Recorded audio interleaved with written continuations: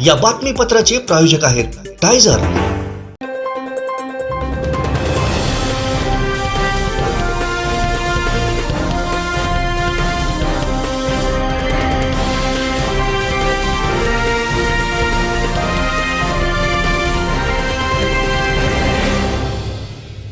नमस्कार, आपण पाहताय कोकणचं नंबर 1 महा चॅनल कोकण साध लाईव्ह बातमीपत्रात आपलं स्वागत। सुरुवात करूया हेडलाईन्सनं। हेडलाईन्सचे प्रायोजक आहेत Tyzer. Now experience sheer softness of Tyzer super soft shirts. Monsoon पोहोचला केरळात, कोकणात कधी?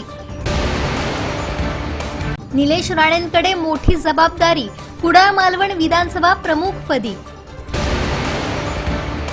आणि आंघोळीचा सोडा प्यायलाही पाणी नाही, कणकवलीत पाण्याची काय आहे स्थिती? कोकण साध लाईव्हचा ग्राउंड रिपोर्ट। हेडलाईन्सचे प्रायोजक आहेत Tyzer. Now experience sheer softness of Tyzer super soft shirts. आता पाहूयात सविस्तर बातम्या। उज्ज्वल भवितव्य आपल्या मुलामुलींचं सर्वाधिक योगदान नॅशनल इंग्लिश मीडियम स्कूलचं होय। आदर्श एज्युकेशन सोसायटीचं national English medium school Nadgive उच्च शिक्षित अनुभवी स्टाफ, 10वीचा 100% रिझल्ट, डिजिटल शिक्षण प्रणाली, सुसज्ज लायब्ररी आणि लॅबोरेटरी, स्पर्धा परीक्षा मार्गदर्शन, कला क्रीडा सांस्कृतिक क्षेत्रासाठी प्रोत्साहन आणि व्यक्तिमत्व विकास यासह अनेक सुविधा। प्री प्रायमरी ते 10वी आजच आपल्या पाल्याचा प्रवेश निश्चित करा। महाराष्ट्रात फायद्यात चालणारी गुरुत्वाकर्षणावर आधारित अशी पाणी पुरवठा योजना सावंतवाडीत आहे। शहराला पाणी पुरवठा करणाऱ्या पाणेकोंड धरणानं तळ गाठलाय, त्यामुळे सावंतवाडीकरांना पाण्याची चिंता सतावू लागली आहे।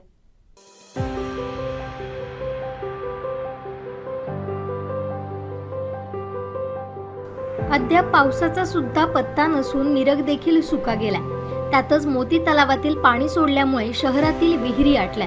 बारमाही भरून वाहणाऱ्या आत्मेश्वर तळीनं तळ गाठलाय, त्यामुळे 2 दिवसात वरुण राजा बरसला नाही तर सावंतवाडीकरांना पाण्यासाठी युद्ध करावं लागणार आहे। मोजकाच आणि काही दिवसच पुरेल इतका पाणीसाठा शिल्लक आहे। सध्या शहरातील काही भागात बंबानं पाणी पुरवठा करण्याची नामुष्की उडवली आहे। येत्या 2 दिवसात पाऊस न पडल्यास सावंतवाडीकरांना पाण्याच्या मोठ्या समस्येला सामोरं जावं लागणार आहे। माजी नगराध्यक्ष बबन साळगावकर यांनी पाणेकोंड धरणाची पाहणी केली असता पाण्याच्या पातळीत झालेली घट दिसून आली।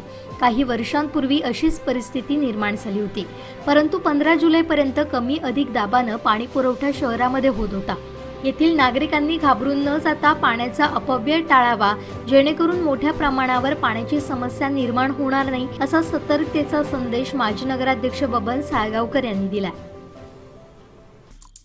आमचे दिवसभरातले सर्व अपडेट्स, ताज्या घडामोडी आणि थेट लाईव्ह पाहण्यासाठी सबस्क्राइब करा, लाईक करा कोकणचं नंबर 1 महा चॅनल कोकण साध लाईव्हचं YouTube चॅनल। अनिरुद्ध शिक्षण प्रसारक संस्थेचे Bal Shivaji English medium school Kankavli आणि मुक्तांगण प्री प्रायमरी स्कूल इयत्ता 10वीची 100% निकालाची परंपरा, अनुभवी व तज्ञ शिक्षक आणि मार्गदर्शक स्टाफ, शास्त्रीय संगीत आणि हार्मोनियम वादन, शास्त्रीय नृत्य, योगशास्त्र, विविध प्रकारचे मार्शल आर्ट खेळांची राज्य आणि राष्ट्रीय स्तरावरील निवडीसाठी तयारी करून घेणारी शाळा, शालेय सहली आणि विविध ठिकाणांना क्षेत्रभेटी, अद्ययावत व प्रशस्त खेळाचं मैदान, आधुनिक व सुरक्षित वाहतूक व्यवस्था, संपूर्ण वायफाय कॅम्पस, नवीन राष्ट्रीय शैक्षणिक धोरणाद्वारे निर्धारित NCERT पूर्व प्राथमिक अभ्यासक्रम, आंतरराष्ट्रीय स्तराचा अभ्यासक्रम, कोडिंग आणि संगणकीय कौशल्य, डिजिटल क्लासरूम, लीड अंतर्गत राष्ट्रीय स्तरावरील स्पर्धा आणि मार्गदर्शन वर्ग। आजच प्रवेश घ्या।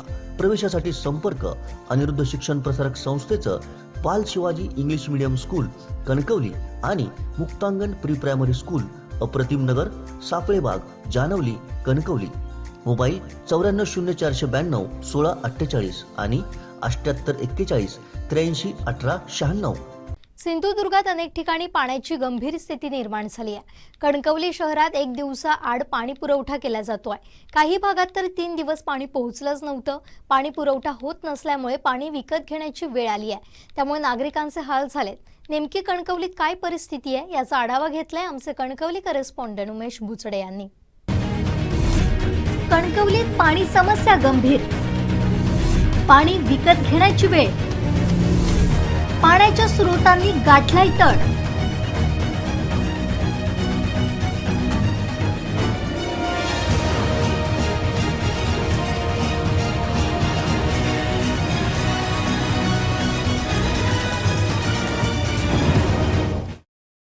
एक तर नगरपंचायतीने 1 दिवस आड करून म्हणून पेपरला बातमी दिली होती. त्याच्यानंतर त्यांच्या म्हणण्याप्रमाणे आम्हाला 1 दिवस पण पाणी येत नव्हतं. तेलीआळीमध्ये 1 दिवस आड करून दररोज पाणी दिलं जातं.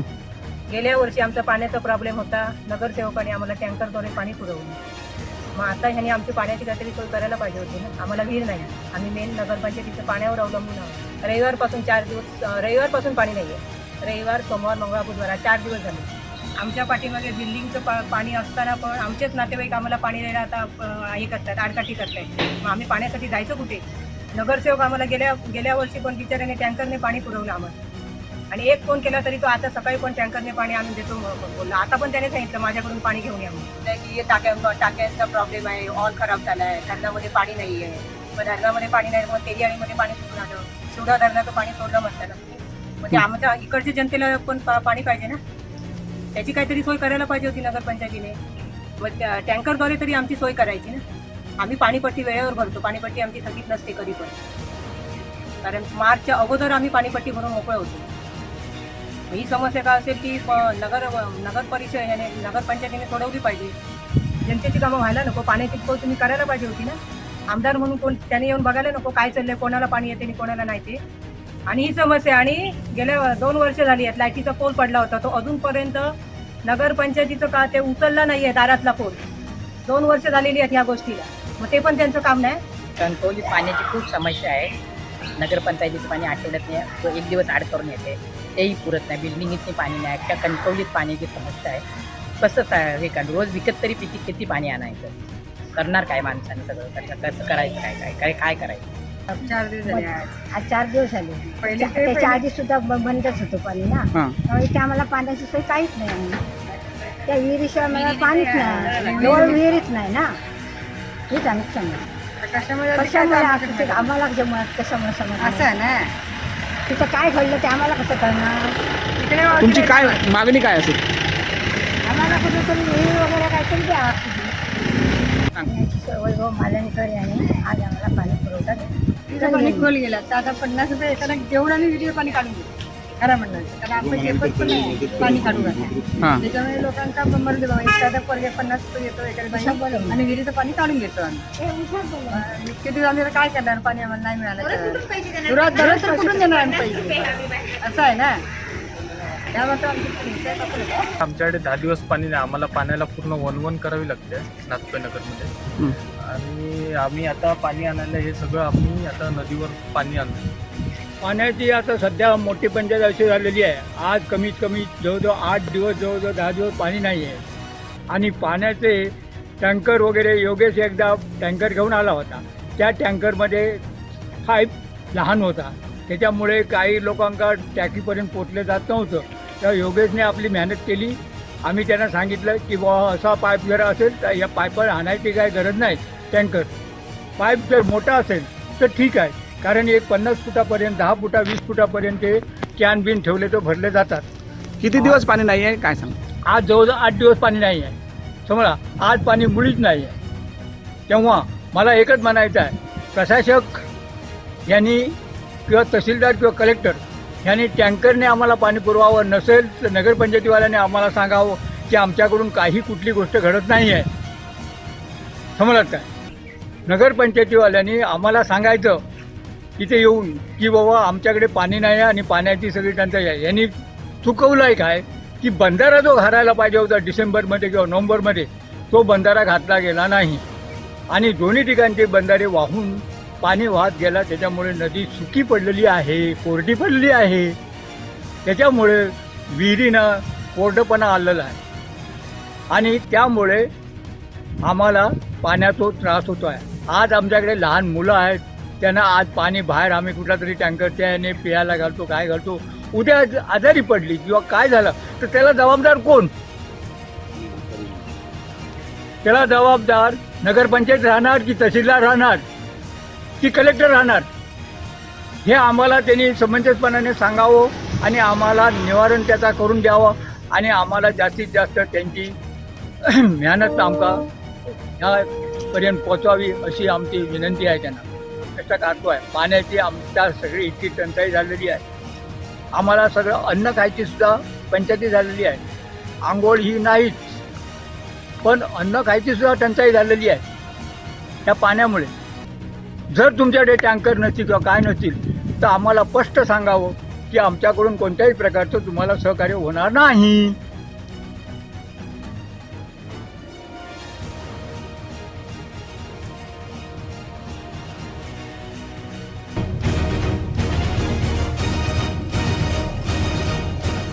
कणकवली शहरातील नागरिक पाण्यासाठी वणवण करत आहेत. कणकवलीमध्ये आणि आजूबाजूच्या गावांमध्ये पाण्याची भीषण टंचाई भासत आहे.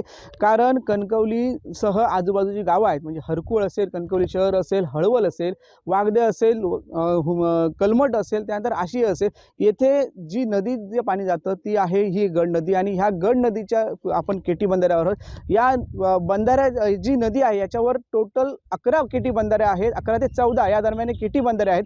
पण या केटी बंधाऱ्याच्या जे प्रॉपर जे नियोजन असतं पाणी अडवण्याचे ते होत नाही. आणि त्यामुळे ही कणकवलीवासियांना भीषण पाणी टंचाईचा सामना करावा लागत आहे आणि आजूबाजूच्या गावांना देखील करावं लागत आहे. कारण जे पाणी अडवलं जातं ते अडवण्याचा पाण्याचा कालावधी असतो नोव्हेंबर डिसेंबर असतो आणि त्याच वेळी पाणी अडवलं जात नाही आणि त्यामुळे ही पाणी टंचाई आपल्याला उद्भवत आहे. जर अडवलं गेलं असतं आणि प्रॉपर नियोजन करून व्यवस्थित जर अडवलं असतं, लिकेज न ठेवता झालं असतं तर आपल्याला हे पाणी आतापर्यंत पुरलं असतं.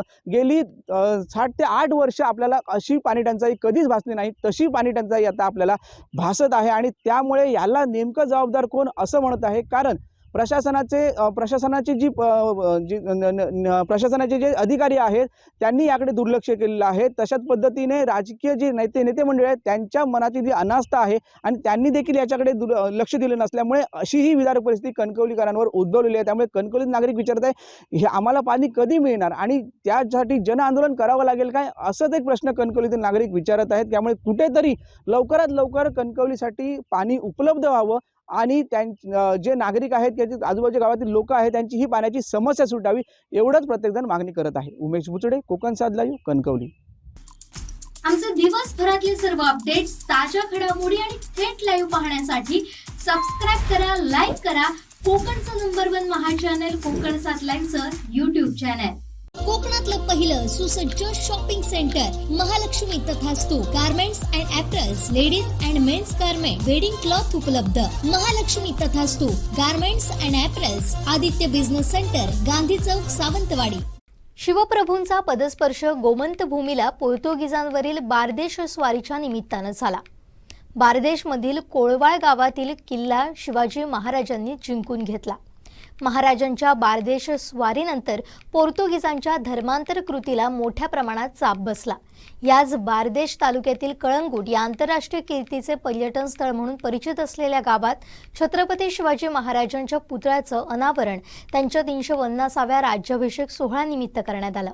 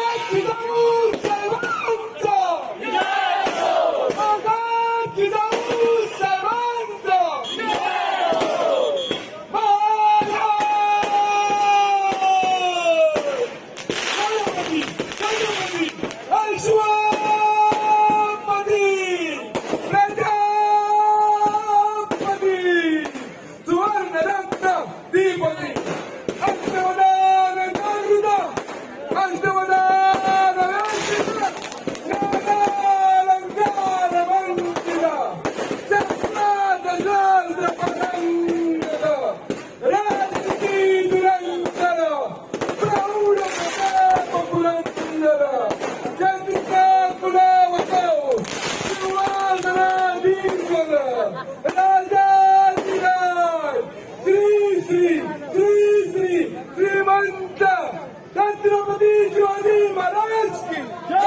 शिवाय अशें दिसतालें की म्हाका की आमच्या महाराजांचें स्मारक हांगासर केन्ना येवचेंच ना, पूण अशें दिसतालें म्हाका आनी की आमचे लोक आमकां सपोर्टूच करिना, पूण आतां लोक कोण अशें दिसता की बाबा हें पॉसिबल आनी आमी पॉसिबल करून दाखयलेलें आसा. हांव सगळ्या लोकांक खूब थँक्यू म्हणूंक सोदतां, पांयां पडटा तुमकां की बाबा तुमी आमचेशीं येयल्यात म्हणून. छत्रपती शिवाजी महाराज स्मारक समिती आयज आमी छत्रपती शिवाजी स्मारक उबो केल्लो आसा कलागुटात. जे आमकां 3 वर्सां लागले आमकां स्मारक उबें करपाक, आनी जे कार्य आमकां करून घडपाक सुदेश मयेकारान जे इतले आमकां हातभार लायले हे कार्याक फुडें करपाक, आनी स्मारक आमकां हांगा उबो करपाक केलो ना. आमी कोणाक राजनिती हांगा करूं ना, आमी सगळे शिवप्रेमी कलागूट आनी आमचे स्वस्वराज समिती मेळून आमी आज भव्य दिव्य असो महाराजाचे मूर्ती स्थापन केली.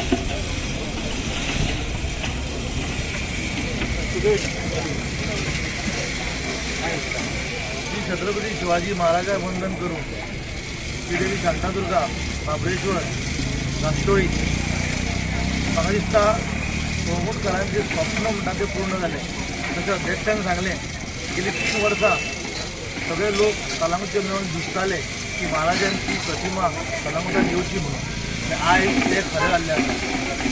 सगळ्या कोळंगूटकरांनी मेळून आमचो ज्ञानेश्वर मटकर तेंची जी कमिटी आसा ती कमिटी फुडें सरोन आख्खो गांव तेंच्या फाटल्यान रावलो, फक्त एकूच कारणाक लागून की महाराजाची भव्य प्रतिमा ही कळंगुटी गांवांत येवची आनी येवन सगळ्यांक धीर दिवचो. आनी ह्या धिरान सगळे जे कळंगूटचे लोक आसा जावं हेर वाठाराचे लोक आसा तांकां खंय तरी महाराजांचे खंय तरी एक धीर जे महाराजान करून दाखयल्लें, आमकां महाराजांची जी लायफ आसली तेजेर आमकां चलपाची गरज आसा. आनी जी महाराजान लोकांक ट्रीट केल्लें जावं जे महाराज आपले सगळे जाती धर्माचे लोक वांगडा घेवन चलतालो तें करपाची गरज आसा. परत एकदां हांव देव बरें करून त्या कमिटीचे आनी सगळ्या कळंगूटच्या लोकांचे की आज हे सगळे लोक हांगा जमल्या हे छत्रपती शिवाजी महाराजांचे प्रेमान जमल्या. म्हाका 2 शब्द माझे मनोगत व्यक्त करपाक दिले म्हणून देव बरें. छत्रपती शिवाजी महाराजाक नमन करून तशेंच आमचे शांतादुर्गे मातेक नमन करता. आयज एक व्हड खोशयेचो दीस. इतलें सांगूंक सोदता, जेन्ना आमी छत्रपती शिवाजी महाराजांचें स्मारक उबें करपाक लोकां समोर गेले, आमी प्रत्येक घरान गेले आनी प्रत्येक घरान आमकां फूल ना पाकळेची मदत केली. कोणीच आमकां घरांसून परत अशें धाडूंक ना. आनी प्रत्येक जणाच्या मनान इतलें जाल्लें, अरे केन्ना जातलें रे शिवाजी स्मारक, केन्ना जातलें रे, केन्ना करतात तुमी. एक असो एक तेंच्या मनान एक हें जाल्लो, म्हणजे उत्साह हें जाल्लो की केन्ना करतले बी. आनी ज्या दिसा सकाळी फुडें सगल्यांक कळ्ळें की छत्रपती शिवाजी महाराज स्मारक कलंगुटान जालें म्हणून एक आनंदी जालें वातावरण. कलंगुटाची एक त्या दिसा एक सगळे लोकूच खोशयेन आसले. हे स्मारक करपाक सगळ्यांनी एकठांय जावन हें केल्लें आसा. आमची शिवस्वराज समिती तशेंच आमकां आमच्या शिवस्वराज समितीन नासून सुद्दां सिंहाचो वांटो घेतलो सुदेश मयेकरान. तशेंच आमचो जे कारिगर आसा जे पुण्याचे आसा, पुण्यान पुतळो पुण्यान करून हाडलेलो आसा. ह्या पुतळ्याची आमकां जवळपास 32 लाख रुपया लागले पुतळ्याक उबो करपाक. तशेंच सकयलें स्मारक करपाक जवळपास 8 लाख रुपया लागले. जवळपास 42 लॅक्स रुपीज आमकां उबें करपाक लागले. आनी तरी थोडे आमकां अजुनूय पयशे कमी आहा जे आमकां उबें करपाक जाय. ह्या हितून आमी एक आनीक चड तर रावल्ले आनी सगळेच पयशे एकठांय करून मागीर करतले अशें तरी चिंतलेले जाल्यार आयचो दीस जे शिवराज्य अभिषेक आसा तो आमकां चुकतलो आशिल्लो. हेका लागून आमी आमचो जो कारिगर आसा जेणी हें केलां तेचे चडान चड देव बरें करूं म्हणटा तेजे पांयां पडटा आमी, कित्याक तो आमकां पयशांक लागून रावला आनी तरी आसतना आमकां तेणी हें स्मारक, तो शिवप्रेमी हो तेचो जो पुतळो तेणी केला तो जवळपास 21वो काय 22वो स्मारक तेणी हांगा केला, म्हणजे मुर्ती केल्या. तेचे खरेंच आमचे मनपूर्वक आमी तेचे आमी आभार मानतात. तेका लागून तेच्या फाटबळाक लागून तशेंच आमचे सगल्यांचे ब्रेव हार्टेड सगळे कलंगूटचे भुरगे जेंच्यांनी आमकां सगल्यांनी सहकार्य केलें तांकां लागून आज हें स्मारक तुमकां सगल्यांक पळोवंक मेळटा. सगल्यांक चडांत चड देव बरें करूं. आमचे दिवसभरातले सर्व अपडेट्स, ताज्या घडामोडी आणि थेट लाईव्ह पाहण्यासाठी सबस्क्राईब करा, लाईक करा कोकणचं नंबर 1 महा चॅनल कोकण 7 लाईनचं YouTube चॅनल. अनिरुद्ध शिक्षण प्रसारक संस्थेचे Bal Shivaji English medium school Kankavli आणि मुक्तांगण प्री प्रायमरी स्कूल इयत्ता 10वीची 100% निकालाची परंपरा. अनुभवी व तज्ञ शिक्षक आणि मार्गदर्शक स्टाफ, शास्त्रीय संगीत आणि हार्मोनियम वादन, शास्त्रीय नृत्य, योगशास्त्र, विविध प्रकारचे मार्शल आर्ट खेळांची राज्य आणि राष्ट्रीय स्तरावरील निवडीसाठी तयारी करून घेणारी शाळा.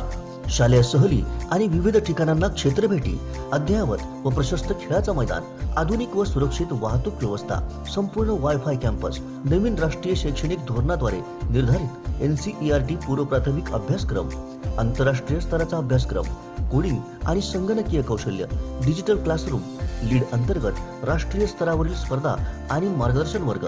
आजच प्रवेश घ्या. प्रवेशासाठी संपर्क अनिरुद्ध शिक्षण प्रसारक संस्थेचं बाल Shivaji English medium school Kankavli आणि मुक्तांगण प्री प्रायमरी स्कूल, अप्रतिम नगर, सापळेबाग, जानवली, कणकवली.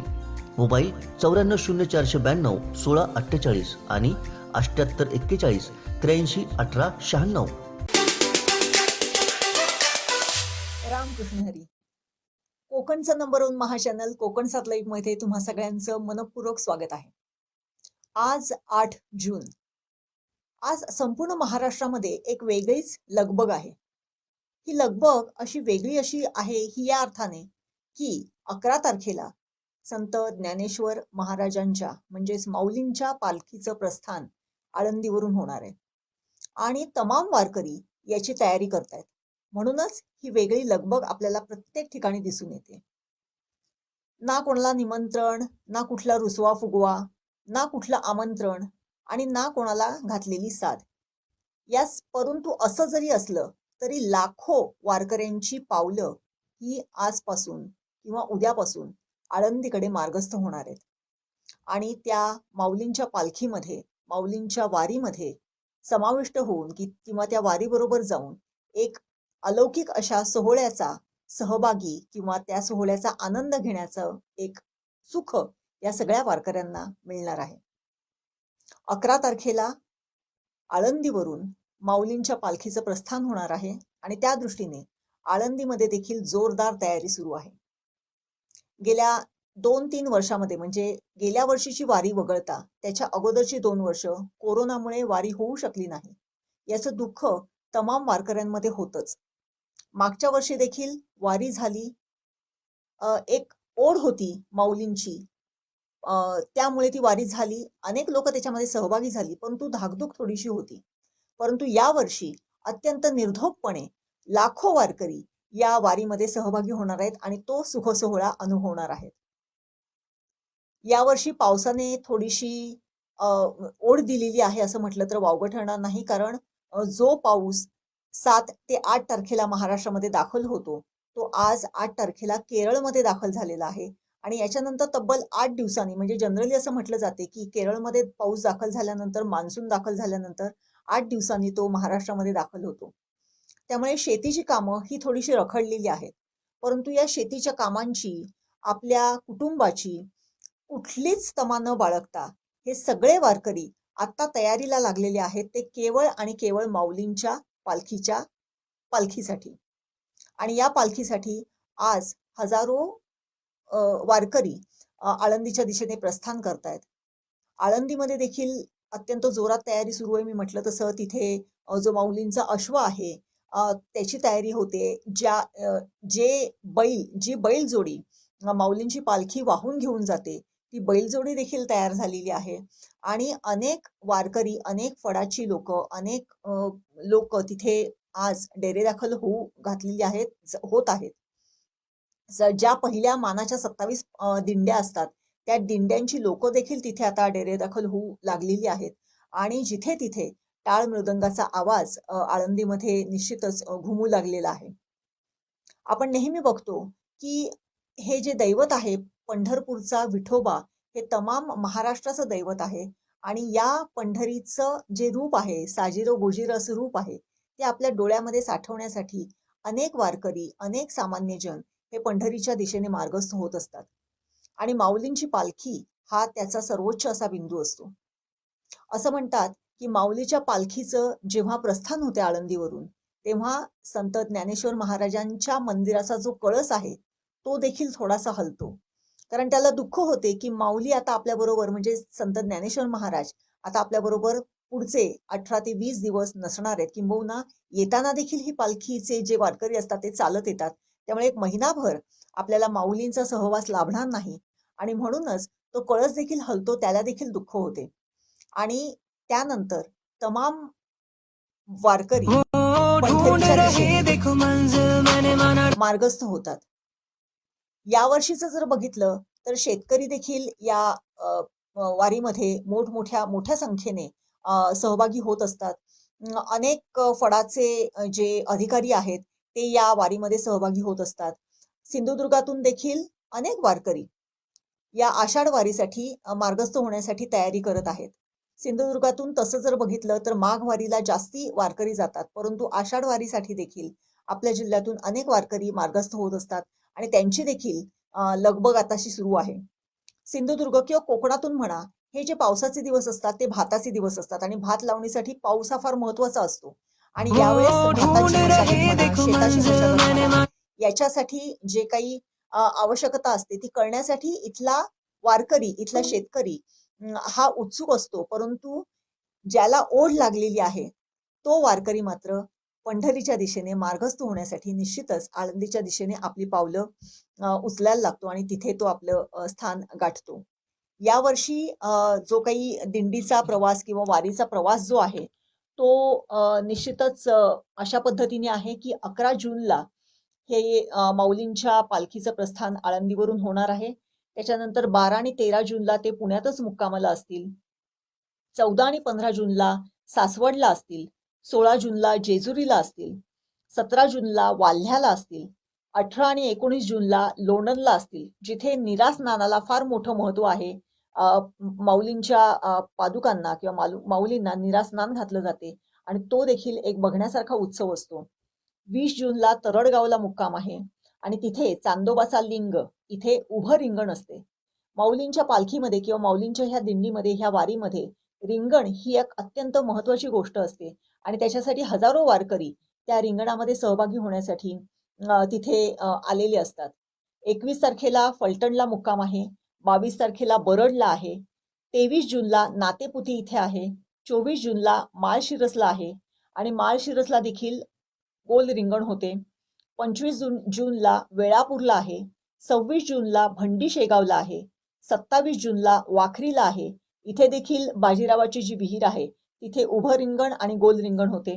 आणि 28 जूनला ही पालखी, हा पालखी सोहळा पंढरपुरात पोहोचणार आहे.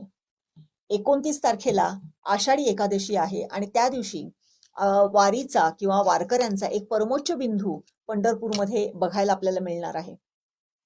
काया वाचा मने या सर्व अर्थाने वारकरी ही वारी करत असतात आणि म्हणूनच असं म्हटलं जाते की हा सुख सोहळा स्वर्गी नाही. पंढरपूरच्या दिशेने जेव्हा वारकरी मार्गक्रमण करत असतात तेव्हा त्यांची अशीच भावना असते की माझ्या जीवीची आवडी पंढरपुरा नेईन गुढी. ही गुढी जेव्हा पंढरपुरात नेऊन ते विसावतात त्याच वेळेस ते तृप्त होतात आणि आनंदात त्यांचा जो आनंद असतो तो गगनात मावेनासा झालेला असतो. कारण माऊलीच्या पालखीचं आणि पालखी करून, ही जी वारी करून जेव्हा पंढरपुरात पोचल्यानंतर पांडुरंगाचं जे साजिर गोजिर रूप आहे ते आपल्या डोळ्यामध्ये साठवण्यासाठी प्रत्येक वारकरी हा उत्सुक असतो आणि त्यांच्या चेहऱ्यावरती जे आनंदाचे भाव असतात ते आपण कुठल्याच परिमाणामध्ये आपण ते मोजू शकत नाही, असेच असतात. आणि या पालखीसाठी तमाम महाराष्ट्र सज्ज होतोय. शासकीय तयारी पूर्ण झालेली आहे. प्रशासकीय तयारी पूर्ण झालेली आहे. पालखीच्या मार्गावरती ज्या ज्या काही सुविधा, साधनं, आवश्यकता आहेत त्याची उभारणी केली जात आहे आणि तमाम वारकरी कुठल्याही प्रकारच्या आमंत्रणाची, निमंत्रणाची, हेवा द्याव्यांची, मानापमानाची कुठलीही वाट न बघता आळंदीच्या दिशेने मार्गक्रमण करत आहेत. 29 जूनला आषाढी एकादशी जेव्हा होईल त्यानंतर 3 तारखेला गोपाळकाला होऊन पालखीची समाप्ती होते आणि पालखी किंवा माऊलींची पालखी पुनश्च एक वार आळंदीकडे प्रस्थान करते. गोपाळ काला हा जो असतो त्याला देखील एक विशेष अनन्यसाधारण असं महत्व आहे आणि त्या म्हणूनच असं म्हटलं वाटतं, काला वाटू एकमेका वैष्णव निका संभ्रम. हा जो काला आहे हा एकमेकाला जेव्हा भरवला जातो, जेव्हा दिला जातो, तेव्हा एक वैश्विक भावना किंवा वैश्विक जो काही एक धर्म असतो तो साधण्याचं एक समाधान कित्येक वर्षांपासून, शेकडो वर्षांपासून ह्या वारीने घालून दिलेला आहे. त्यामुळे हा वैष्णव धर्म आणि वैश्व धर्म जर सांभाळायचा असेल किंवा तो जर अधिक वाढवायचा असेल तर पालखी आणि ही जी माऊलींची वारी आहे, माऊलींची पालखी आहे, ते एक उत्तम असं उदाहरण आहे. त्यामुळे कोकणसाद लाईव्हच्या आपल्या या कोकणसाद लाईव्ह वरती या पालखीच्या म्हणजे आळंदीपासून जी पालखी सुरू होणार आहे त्या पालखीच्या प्रत्येक दिवसाचं जे काही वैशिष्ट्य आहे ते आम्ही वेळोवेळी आपल्यास आम्ही नेहमीच दाखवणार आहोत. आणि पालखीच्या मार्गावरती वेगवेगळे काय उपक्रम केले जातात, वारकऱ्यांच्या काय भावना आहेत, पालखीमधलं चैतन्य काय आहे, त्याच्यातली ऊर्जा काय आहे, हे सगळं आम्ही वेळोवेळी आम्ही तुम्हाला 11 जून पासून आपल्यास आम्ही नेहमीच दाखवणार आहोत. आमचे दिवसभरातले सर्व अपडेट्स, ताज्या घडामोडी आणि थेट लाईव्ह पाहण्यासाठी सबस्क्राईब करा, लाईक करा कोकणचं नंबर 1 महा चॅनल कोकण 7 लाईव्हचं YouTube चॅनल. संकटांवर मात करण्यासाठी, जीवनात समृद्धी आणण्यासाठी आणि आपली स्वप्न पूर्ण करण्यासाठी आता आपल्याला साथ देतील शुभरत्ने. आर्थिक, प्रापंचिक, राजकीय आणि शारीरिक भरभराटीसाठी आजच आपल्या राशीचं शुभरत्न परिधान करा. 5 पिढ्यांपासून विश्वासाची परंपरा. शुभरत्न केंद्र, AH मोतीवाला, नेहरू चौक, महाराष्ट्र बँकेसमोर, निपाणी. मोबाईल 09448 14 24 21.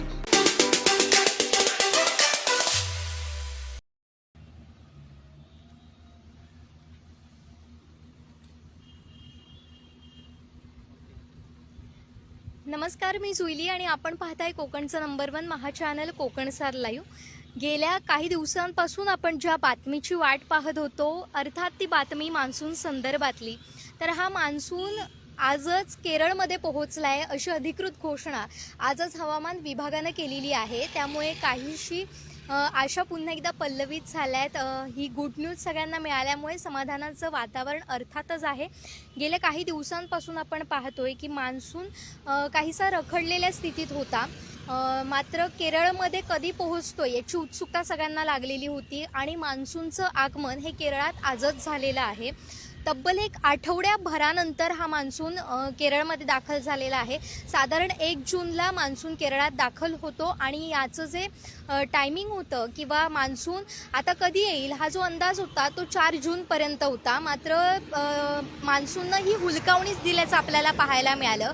4 जून उजाडला तरीसुद्धा पाऊस नव्हता आणि आज तब्बल 8 जून म्हणजे जवळपास 4 दिवसांनी मान्सून म्हणजे जो अंदाज व्यक्त केलेला होता मान्सून संदर्भातल्या त्या 4 दिवसांनंतर मान्सून हा केरळमध्ये आज दाखल झालेला आपल्याला पाहायला मिळतोय. तर आठवडाभरापासून हा मान्सून आपल्याला इथं आलेला पाहायला मिळतोय. तर आता केरळात मान्सून दाखल झाल्यामुळे देशात या मान्सूनची वाटचाल सुरू झालेली आपल्याला पाहायला मिळतंय. तर सध्या मान्सूननं केरळचा बहुतांश भाग व्यापलेला आहे आणि दक्षिण तामिळनाडू, दक्षिण अरबी समुद्राचा उर्वरित भाग देखील मान्सूननं व्यापलेला आहे.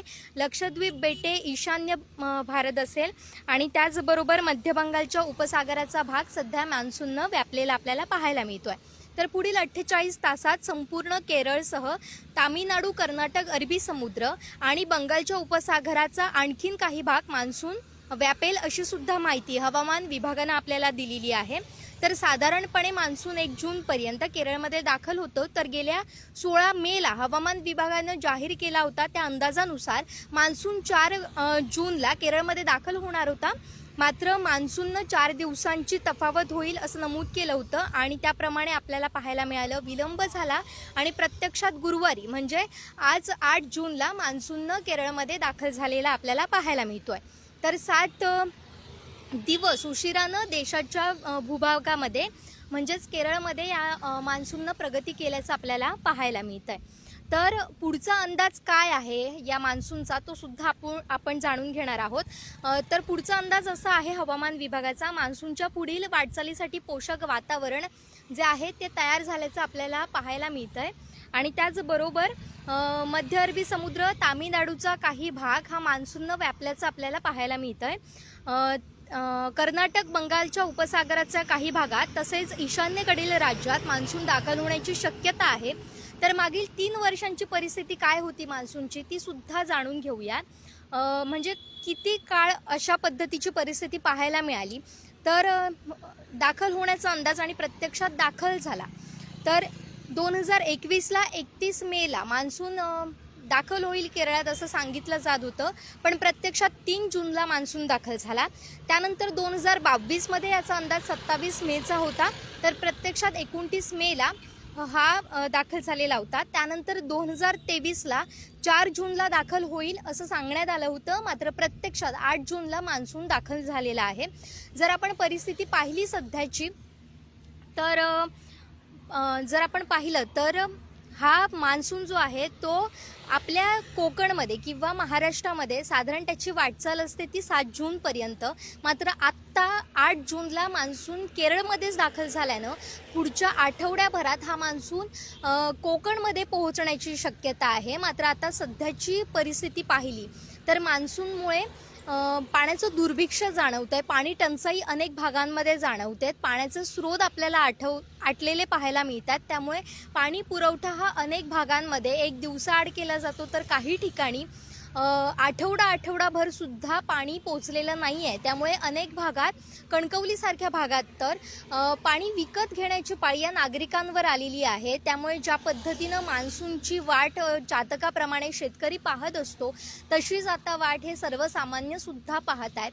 आत्ताच शेतीच्या कामांना सुद्धा सुरुवात झालेली नाही आहे. साधारण या आठवड्यात म्हणजे पहिल्या आठवड्यात जूनच्या पेरणीच्या कामांना सुरुवात होते. मात्र हवामान विभागानं अगोदरच अंदाज व्यक्त केला होता की जर तुम्ही जूनमध्ये शेतीच्या कामाला सुरुवात करणार असाल किंवा पेरणीच्या कामाला सुरुवात करणार असाल तर ती घाई करू नका, कारण मान्सूनची वाटचाल जी आहे ती योग्य प्रकारे नाही आहे असं सांगण्यात आलं होतं. आणि त्याचप्रमाणे आज आपल्याला ही परिस्थिती पाहायला मिळते.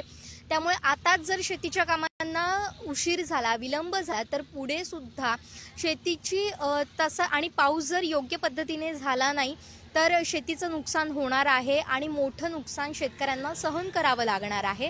मात्र आता आपण सगळेच वाट पाहतोय की मान्सूनची कोकणात कधी दाखल होणार आहे या संदर्भातले अपडेट तुम्हाला कोकण 7 लाईव्हवर पाहता येणार आहेत. मात्र लवकरात लवकर हा मान्सून आता आपल्याकडे पडू देत, मोठ्या प्रमाणात पडू देत आणि शेतकऱ्यांसह सर्वसामान्यांना एका प्रकारे दिलासा मिळू दे अशीच प्रार्थना करूया. आता इथंच थांबतोय. पाहत रहा कोकणचं नंबर 1 महा चॅनल कोकण 7 लाईव्ह. आमचे दिवसभरातले सर्व अपडेट्स, ताज्या घडामोडी आणि थेट लाईव्ह पाहण्यासाठी सबस्क्राईब करा, लाईक करा कोकणचं नंबर 1 महा चॅनल कोकण 7 लाईव्हचं YouTube चॅनल. गाठ असो कोणतीही, नका करू दुर्लक्ष. करा उपचार आधी, नाहीतर व्हाल कॅन्सरचे भक्ष. SSPM lifetime hospital Padve, Sindhudurg. SSPM cancer centre. Mahatma Phule योजनेअंतर्गत कर्करोग तपासणी आणि उपचार पूर्णपणे मोफत. संपर्क 74 990 49 561 आणि 74 996 91 705. SSPM lifetime hospital Padve, SSPM cancer centre.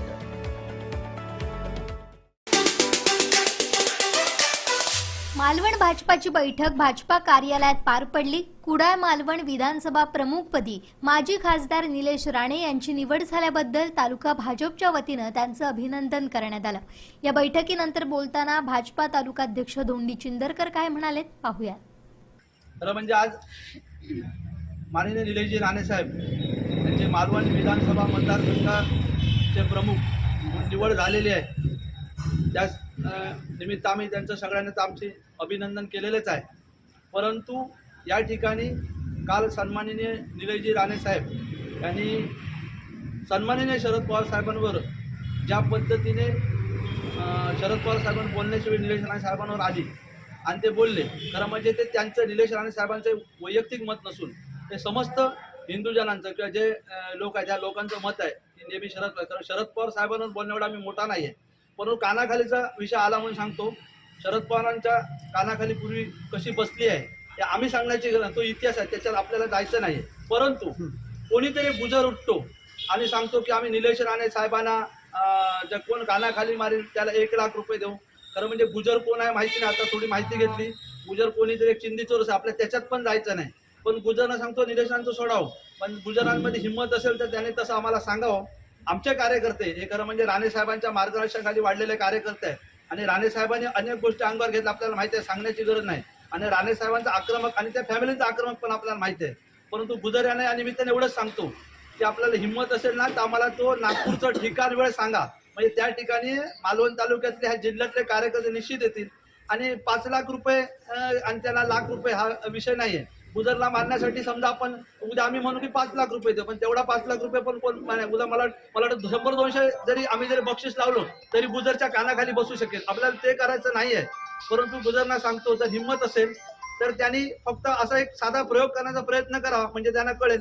नागपुरात येऊन आम्ही त्या ठिकाणी आम्ही इथं खरं म्हणजे आम्ही इथं नाही, राणेसाहेब जे आम्हाला सांगतात की राणेसाहेबांचा आदेश येतो ते आम्हाला कुठे माहिती नाही. आम्हाला एकच कळतं की जे आहे खरं म्हणजे आमची ती भारतीय जनता पार्टी आम्ही ते अंगीकारलेलं आहे की तो सुसंस्कृतपणा, परंतु ठोसाला ठोस उत्तर देणं हा निसर्ग असेल आणि ते निश्चित करू. आणि आमच्या जेव्हा हिंदुत्व ह्या विषयावर ज्यावेळी येईल आणि ज्या निलेश राणे साहेब हिंदुत्व या विषयावर ज्यावेळी बोलले शरद पवार साहेबांना, त्याच्यामुळे आम्ही ते कुठल्या प्रकारचे आम्ही या ठिकाणी गैर होणार नाही. गुजरना हिंमत असेल तर त्यांनी आम्हाला सांगावं, तारीख सांगावी, वेळ सांगावी, ठिकाण सांगावं, आम्ही त्या ठिकाणी निश्चित होऊन त्याचं उत्तर देऊ, एवढं त्या ठिकाणी सांगतो. निलेश राणे आगे बढ़ो, हम तुम्हारे साथ हैं. निलेश राणे आगे बढ़ो, हम तुम्हारे साथ हैं. आमचे दिवसभरातले सर्व अपडेट्स, ताज्या घडामोडी आणि थेट लाईव्ह पाहण्यासाठी सबस्क्राईब करा, लाईक करा कोकणचं नंबर 1 महा चॅनल कोकण 7 लाईव्हचं YouTube चॅनल. शेवटी ठळक घडामोडी पुन्हा एकदा. हेडलाईनचे प्रायोजक आहेत Tyzer. Now experience sheer softness of Tyzer super soft shirts. Monsoon पोहोचला केरळात, कोकणात कधी? निलेश राणेंकडे मोठी जबाबदारी, कुडाळ मालवण विधानसभा प्रमुखपदी. आणि आंघोळीचा सोडा प्यायलाही पाणी नाही, कणकवलीत पाण्याची काय आहे स्थिती? कोकण 7 लाईव्हचा ग्राउंड रिपोर्ट. हेडलाईनचे प्रायोजक आहेत Tyzer. Now experience sheer softness of Tyzer super soft shirts. बातमीपत्रात वेळ झाली इथेच थांबण्याची. पाहत राहा कोकणचं नंबर 1 महा चॅनल कोकण 7 लाईव्ह. धन्यवाद.